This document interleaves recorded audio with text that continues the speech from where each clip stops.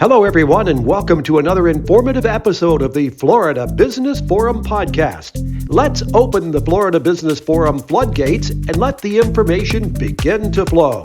Here's your Florida Business Forum information guru and anchorman, Sam Yates. Hello, everyone. The information floodgates are indeed open and flowing on another episode of the Florida Business Forum podcast. And we're very proud today to say that we offer information for business minds in Florida that are seeking new things, new information about business, not-for-profit, topics of business interest. And today's guest promises to be very interesting, especially if you're like me and thousands of other people, other businesses, not just literally hundreds and hundreds of people that probably have either gotten a telephone call or they've seen a commercial offering you up to $26,000 per employee in COVID funds for those 2 bad years that we happen to have with the COVID situation. And you're going, wow, is that true? False? What's going on here? And we have a myth buster with us, Kash Sharfi. He is the CEO of Advantage Accounting and Tax LLC. Welcome to the program today.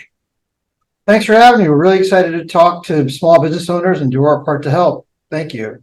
Tell us a little bit about yourself. I know that you're the CEO, but you're a South Florida-based company. Tell us about you and your company. Okay. As for me personally, I was born and raised in Palm Beach County. Our family is lifelong second-generation residents of Florida. I actually left the state to do my studies to go into undergrad. That kind of gives me a benefit. That means that when it comes to sports, I love all the Florida schools, Florida State, Miami, FAU, USF. We got love for all of them. We're really all about Florida.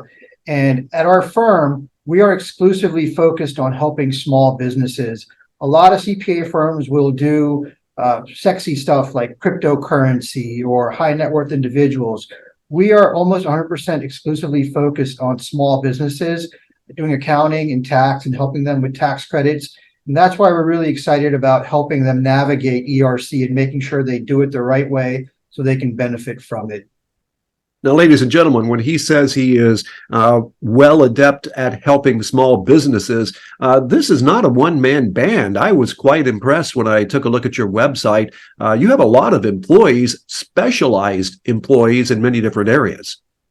Yeah, absolutely. We're over 40 people, and we're headquartered in Boca Raton, but our clients are found in pretty much every county within the state. And traditionally, we help them with accounting, tax, and value-added services, audits, and ERC, and different credits as well. Our mission and our reason for existing is really to help small businesses.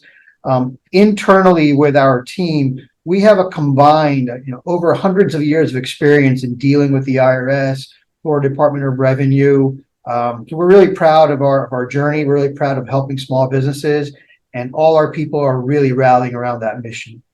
Now, I have to say you're being a little modest, too. You mentioned all the Florida teams, but your expertise and your background, as I mentioned, is impressive. UNC Chapel Hill, University of North Carolina, Harvard. Those complement one another incredibly, but you're also with Ernst & Young for a number of years.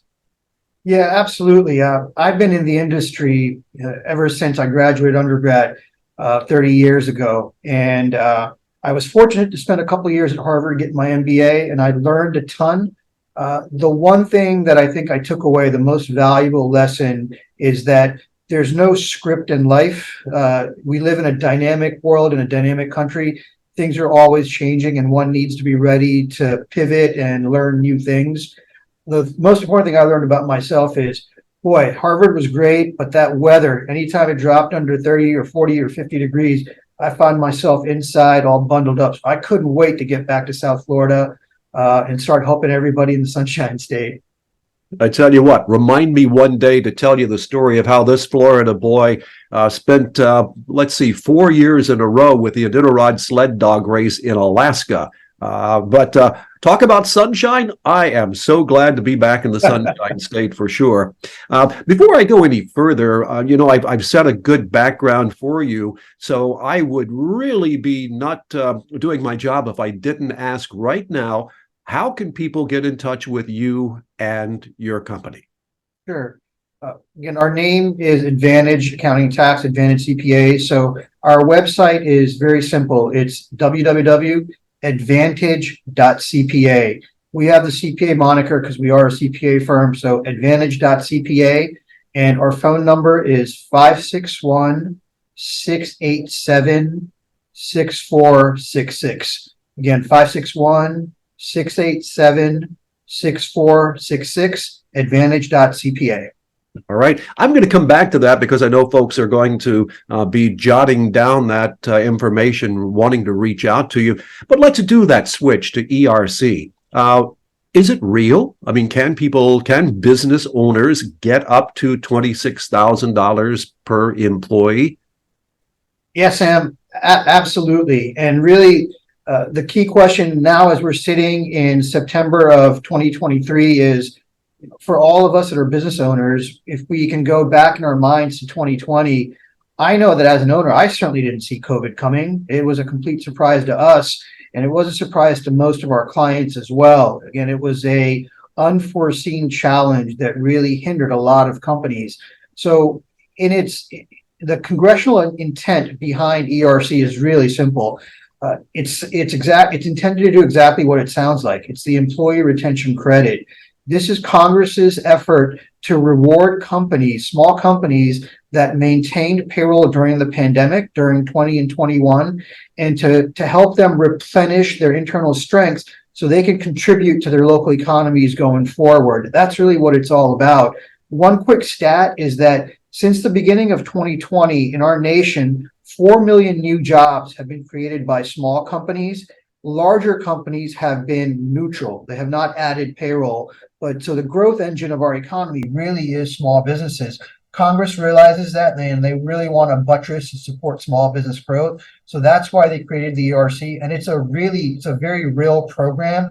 I know we're going to get into some of the myths and things to look out for and ways that people can get tripped up. There is a lot of misconception and bad information that's out there. So you got to do it the right way, but it is very much a real program. And I'm glad that you said that because that phrase, you've got to do it the right way. That is something that relates directly back to your expertise. You're not some scammer calling from a prison somewhere trying to get your credit card information. You are real. Now, the money itself, does it have to be repaid? No. So there are several misconceptions that discourage people from applying for this. And our message is really simple. What we want people to walk away with is just really two things. The first is, if for some reason you were told or you were led to believe or you've concluded that you don't qualify for ERC, it's worth another look. The law has been updated and the Treasury Department continues to update its regulations. So there have been 4 updates. And as a firm that has 40 people, we've had the luxury of pouring our time and treasure into learning and becoming experts on this. A lot of people have been mistakenly concluding that they don't qualify. So even if you think you don't qualify, it's worth taking another look. And the second thing we say is, if you are going to go forward, for God's sake, use a CPA firm. You don't use us, use a trusted CPA firm. All CPA firms, like doctors and lawyers, we have a license. And if we lose that license, we go out of business. So that really makes sure that we're going to do applications and our calculations and everything the right way to protect our clients and to protect ourselves. So it is not a loan. It does not have to be paid back, but you do have to do it the right way. And so we really say you got to use a trusted advisor to go through the process. And ladies and gentlemen, I always listen for key things as I do interviews based on being a reporter for many years, but more importantly, just being a businessman. And when someone tells me you need to do it this way, but you don't have to use us, just make sure you do it this way and use these precautions, good as gold. That says that someone has the integrity, whether you do business with them or not. They want to make sure that you don't get hurt. And I commend you for that because that is a rare commodity these days. So I'm Yeah, good for Dan, you. we know that we do work for thousands of small businesses, and we talk to the people that own these businesses, and we're not talking about large businesses with thousands of employees. Our clients include restaurants with 10 employees or a dry cleaner with five. We also have chains of restaurants that have 20 or 30 employees. And we know that these funds can really help small businesses. But as a small business owner, as Sam alluded to, every day you're being bombarded with TV ads and radio ads and emails and phone calls and texts, all kinds of things really claiming to help you get ERC. And there's some real bad information that's out there. We hear things along the lines of everybody qualifies no matter what. We hear people promising small businesses that you're going to get $500,000 in a week, no questions asked. The world just doesn't work like that. We also know that on national TV, Mr. Wonderful from the Shark Tank, he's involved in ERC. And we know when the sharks are circling, it means that there's blood in the water. And our job is to protect small business clients. And so, not just us, but what any CPA firm would do is we look at each application on a case by case basis to really understand how a business was impacted by the pandemic. And we use that information to craft a narrative of why your application and why your company does qualify for ERC. So that's really important. So you're protected. The second piece, and this is also something that's really important, is that all CPA firms, not just us, but pretty much any CPA firm, one of the things that we do on a day-to-day basis is deal with the IRS. Again, in our company, we've got hundreds of years of combined experience interacting with and representing clients before the IRS. A lot of the companies, and they're really referred to as ERC mills. These are these marketing agencies that are blasting the airwaves with all kinds of ads. They're here today. We don't know if they're going to be gone tomorrow, if they'll be around. But if and when an audit or review comes down, CPA firms, that's what we do every day is we help our clients represent themselves in front of the IRS. So that's why it's in everyone's interest, again, to make sure that you're not leaving money on the table, but do it the right way and pick a trusted advisor, pick a CPA firm because they got a license that they do not want to lose. You know, I have to say that there are a lot of scams out there, and sometimes it is the business owner who is also doing the scam. And I certainly am not going to name any particular business, but we're located just to the north of you on the Treasure Coast, Martin County, just across the border from Palm Beach County. And there was a raid on a local business here with a score of federal agents, carted the owner of the business off, and the undercurrent is that the business owner had claimed to own multiple companies, 20 plus, that were not real companies and did not have real employees. And there were millions of dollars involved in ERC funds. And the undercurrent is that the owner is going to be taken away to the Crowbar Hotel for a long time. But it is something serious, and I would imagine as a CPA firm, you also check out the business to make sure they're telling you the truth. Yeah, absolutely. Absolutely. Because we want to protect our license and we want to protect clients that we have decades long relationships with. I'll share an example of something that happened in the last week that really kind of highlights what's going on in the industry. There's a small company that's a small manufacturing company in Boynton Beach. They've got Boynton Beach is in Palm Beach County. This company has 25 employees. And they're busy, like a lot of small businesses are. So it takes them a while to get their payroll records. It takes them a while to pull the correct reports from their system. The provider that they were working with the ERC mill, basically told them, don't worry about sending us any records. Just give us a number over the phone and we'll make up the records.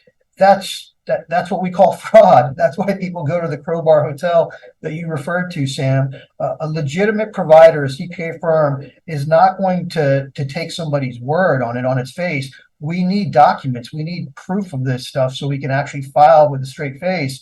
When we apply for ERC, we put our license goes on that application. So we're also signing up for this. So our integrity is on the line. So we not only get the detailed payroll records, the W-2s, the W-3s, different reports from people's systems, but we also have we have a bunch of CPAs in our office that have become ERC experts. And each one of these CPAs spends a significant amount of time with each company understanding how that company was impacted. So we actually do more due diligence than is required. We get to a point where some of our businesses get frustrated and say, why are you asking me all this? Why do I need all this stuff? And it's basically because our job is twofold. It's to help companies benefit financially, but it's to help keep companies safe as well. We'll never do anything, and most CPAs will never do anything to jeopardize a company's integrity or to put them in harm's way, where other players may not do that. So that's why it's important to get the details right.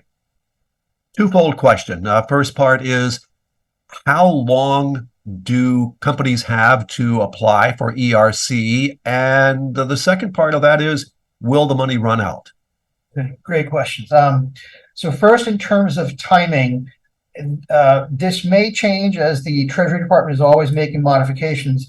But as of today, as of right now, the big kind of the ballpark that people need to remember is basically the end of 2024 is kind of by the end of next calendar year, you really want to have applied before that. That's when it kind of the statute runs out.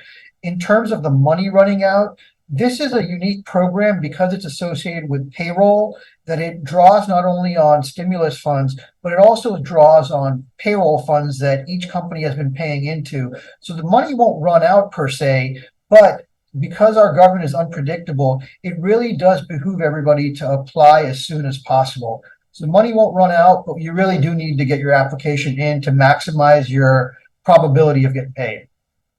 And that segues right into my next question, because as this program is being recorded, there looms on the horizon the potential of a government shutdown. Would that government shutdown hinder, halt, or delay the ERC process? It will delay times. It'll delay processing times for ERC, just as it will delay times for everything, regardless of which agency in the government is interacting, that somebody happens to be interacting with. So whether you got to do something with the FDA or the Treasury, whoever it is, a shutdown is going to slow everything down. It won't be a Control-Alt-Delete. It'll just be a pause, and nothing will happen until Congress, in their infinite wisdom, figures out how to work together. I love that. I'm going to use that. It won't be a Control-Alt-Delete. Guess what? I'm going to steal that phrase and use it because I love that phrase. It'll be a pause with our politicians. So, I always want to get different perspectives, and you are in a rather unique position dealing with the small business communities. Some of the statistics that I've read recently said there's a large migration of rich people to Florida, and that Florida already, I believe that the stats show 38 of the top 50 millionaire neighborhoods are located in Florida. Are you seeing that in your business sector of new business, new people coming into Florida wanting to do business here? Absolutely. Absolutely. There's been the mass migration that we all know about from the Northeast and other parts to our state, because our state is so amazing. It's such a great place to be. We're seeing a ton of two things. We're seeing new business formation, and we're also seeing expansion of existing businesses. And we tend to focus on the latter, where we work with small businesses, but we are seeing people add employees. We're seeing people add locations. We're seeing people add new lines of service, and it's really exciting. Really, the number one challenge that we hear from our clients is finding good staff, is finding people to come in and work. I'll give you an example. We have been doing work for a small painting company for over 15 years. The owner is a young guy. He's in his early 40s. Him and his wife are awesome people. They do a niche painting industry where they do painting of basically mansions on the island of Palm Beach. And we met with the owner 2 weeks ago, and he's an awesome guy. He basically said these millionaires and billionaires are moving down from New York, and they are basically price insensitive to his services. We all know that before the pandemic, if somebody was hiring a painting company, they're gonna price out 3 or 4 different vendors. They're gonna try and beat you down on the price, put in all this stuff. Now he says they're basically telling them, name a price and just get in and start helping us. But that is an extreme case where you can just make up your price, they're gonna pay it. But I think the anecdote is that there's a lot of vibrancy and a lot of growth here in South Florida. Small businesses are being formed every day, and existing businesses are expanding, which is, again, it's great. It's going to help Florida continue growing and being a great destination for people in the decades to come. I love hearing that. I wear many hats. In addition to this program and other things that I do, I'm on the board of directors for the Gold Coast Builders Association, which is headquartered in Palm Beach County, serving Palm Beach and northern Broward County up into the Treasure Coast. So we regularly monitor what is going on in the building and associated trades industries. So what you're saying, ladies and gentlemen, I have to say is absolutely on track with what we as members of the Gold Coast Builders Association are seeing. If you are interested in getting into a business, I would recommend folks contact you right away, because you have to start a business the correct way, not the incorrect way. And the help of a CPA is, you can't do it without a CPA. Yeah, Sam, and also, that's a really important point. Another thing that, in addition to COVID, that we're really living through is the advent of technology and big data.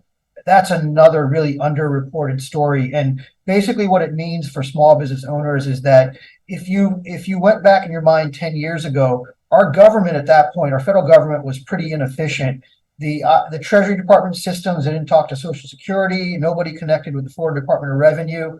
Those days, if not over, they're going to be over soon, where all the government databases are interconnected. So people playing fast and loose, which they could do in the past, that is no longer the case. Our government at every level has more resources at their disposal, but they're also increasingly desperate for money as our spending at a federal level continues to grow. So the government's going to be aggressive coming after people, and they've got data that they didn't have before, which makes it all the more important that you got to do things the right way, which is exactly what Sam said.